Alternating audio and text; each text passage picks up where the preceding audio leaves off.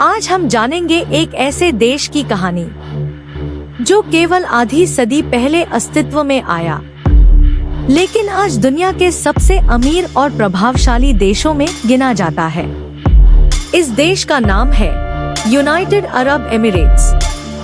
एक रेगिस्तानी इलाका कैसे बदल गया आधुनिक शहरों और चमत्कारिक अर्थव्यवस्था में? चलिए इतिहास की ओर एक नजर डालते हैं।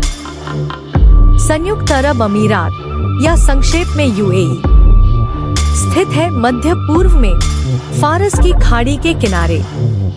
इसके पड़ोसी देश हैं सऊदी अरब और ओमान। यह देश कुल 7 अमीरात यानी रियासतों से मिलकर बना है, जैसे Abu Dhabi, Dubai, Sharjah, Ajman, Al Quwain, Ras Al खैमा और फुजैरा।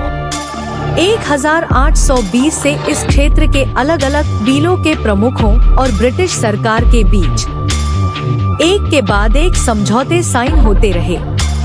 उस समय यह इलाका ट्रूशल स्टेट्स के नाम से जाना जाता था। ब्रिटेन ने इस क्षेत्र को एक तरह का संरक्षित क्षेत्र प्रोटेक्टरेट बना लिया था, मुख्य रूप से समुद्री व्यापार और राजनीतिक स्थिरता के हित में।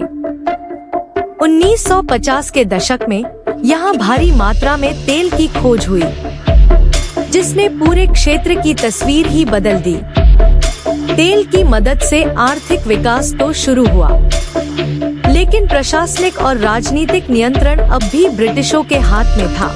1968 में ब्रिटेन ने घोषणा की कि वह 1971 तक खाड़ी क्षेत्र की जिम्मेदारी छोड़ देगा। इसके बाद शुरू हुई आपसी बातचीत और एक नए राष्ट्र के निर्माण की प्रक्रिया। 2 दिसंबर 1971 को 6 अमीरात एक साथ मिलकर एक नया राष्ट्र बनाते हैं, संयुक्त अरब अमीरात यूएई।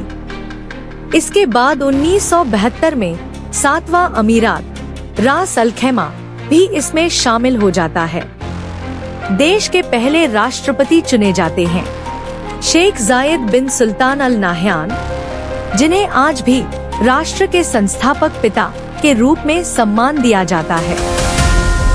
स्वतंत्रता के बाद यूएई ने जो प्रगति की वो दुनिया के लिए किसी चमत्कार से कम नहीं।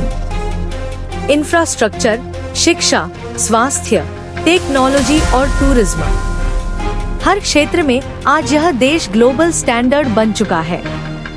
चाहे दुनिया की सबसे ऊंची इमारत बुर्ज खलीफा हो या 2020 का दुबई एक्सपो, यूएई ने साबित कर दिया कि अगर एकता और दूरदृष्टि हो तो रेगिस्तान की रेत में भी सोना उग सकता है।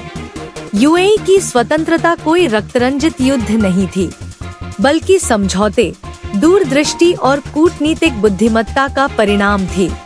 एक आधुनिक राष्ट्र कैसे खड़ा किया जा सकता है, इसका बेहतरीन उदाहरण है संयुक्त अरब अमीरात।